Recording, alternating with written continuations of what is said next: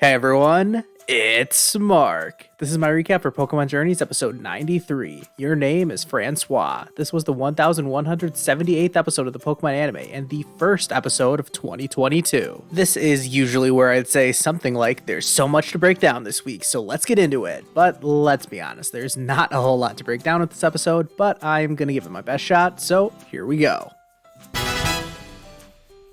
The episode starts at the Cerise lab, where Ren just got this lamp back from a repair shop, and apparently he uses this specific lamp to feed his Magnemite, Francoise. Pikachu tries to feed it some of his own electricity, but Francoise rejects it, giving us this funny Pikachu reaction. Might have to make that a custom emoji over on my Discord server. Anyways, Ren explains that Francoise is a picky eater and only likes the electricity that comes from retro appliances. Okay, sounds weird, but let's roll with it. Go ask Ren to talk about Francoise some more, but just before we get any backstory, a blackout happens. It's over pretty quickly, and Professor Cerise explains that a magnetic storm caused the blackout. Just then, Ren gets a call from Krissa, who tells them about the reports of Magnemite going crazy all over Vermilion City. Then we cut to the opening theme, which means that 123 version 3 has now lasted over a year as the opening. Wow. Back inside the lab, Ren covers the top of Francoise with some tinfoil in order to block the transmission that's causing all the Magnemite chaos, but they covered the tinfoil with a doorknob cover to make it feel more comfortable. Professor Cerise makes a joke about kids not knowing what a doorknob cover is, and man, I think I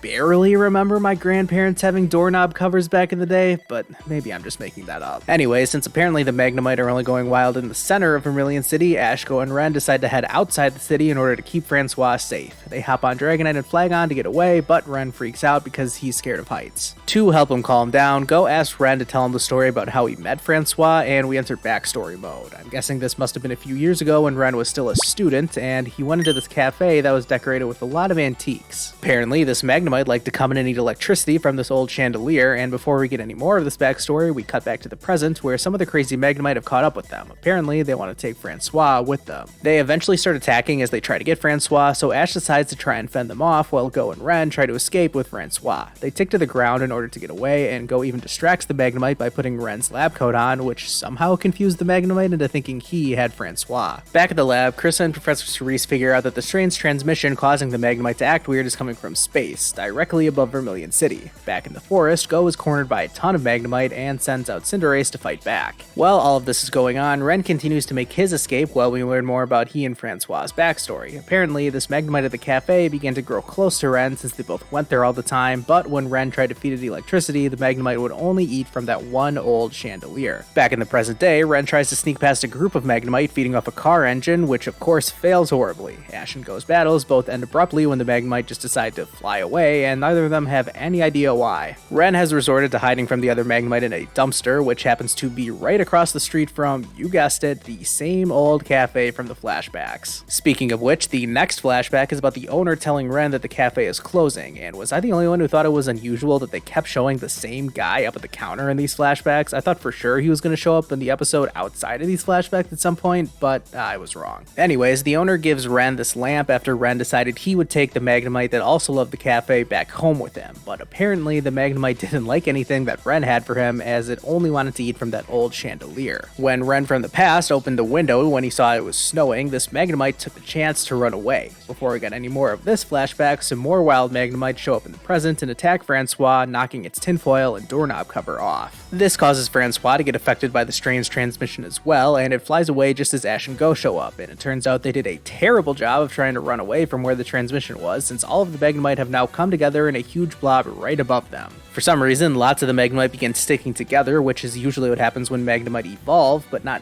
this many Magnemite at once. Ren hypothesizes that they may transform into some kind of new form, but before anything too crazy happens, Professor Cerise calls them and deduces that this transmission could be inducing Magnemite evolution. And this is down to a man-made satellite malfunctioning directly above Vermilion City, and that is what's causing all of this chaos. Everyone is concerned because if these Magnemite transform, then Ren will never be able to get Francoise back. I would be more worried about the damage this this ultra mega super Magnemite could cause, but apparently all anyone else cares about is Françoise. Ren comes up with the idea for Pikachu to use Thunderbolt since that will attract the Magnemite, except for one picky eater. This is where we get that crazy scene with this weird looking blob from my thumbnail for this video. I have no clue how all the Magnemite were able to form a shape like this. Like, how did that huge eyeball suddenly get there? Moving on, somehow Pikachu's Thunderbolt is enough to disperse the Magnemite, and amidst all the chaos, Ren runs towards one Magnemite in particular, and we get a cool transition back into another flashback. We see that Ren eventually found the runaway Magnemite after searching in the snow for a long time. Apparently, it really wanted that old chandelier's electricity.